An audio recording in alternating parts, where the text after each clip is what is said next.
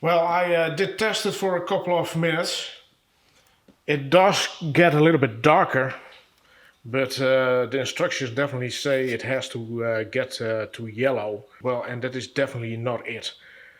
So I doubt there is a hard gasket leak. The only thing what I thought, what was a little bit weird, was a lot of bubbles. So I'm a little bit torn. This test says it does nothing.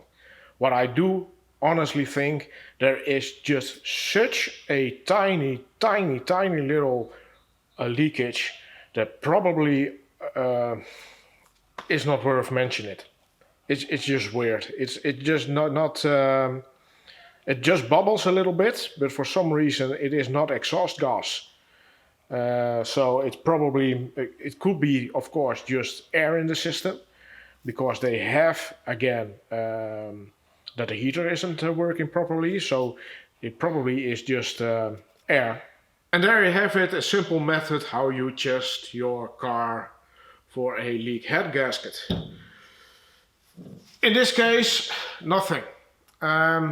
I did the test a couple of times, and it still did not turn to a yellowish.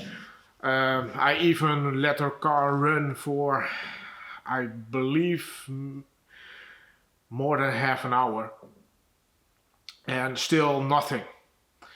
So yeah, I contacted the owner of the car, and we decided not to do the head gasket itself. Still, of course, it is weird that there is some kind of leakage. At least there is depletion in, of course, coolant, but it is just really a little bit over a long period. So there is still a chance that the head gasket is still not 100%, but what do we fix? Is it just a little bit maybe of corrosion somewhere?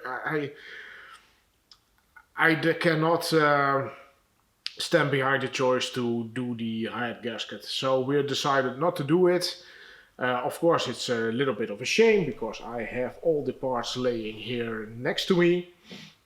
And well, all those stuff goes back to the store.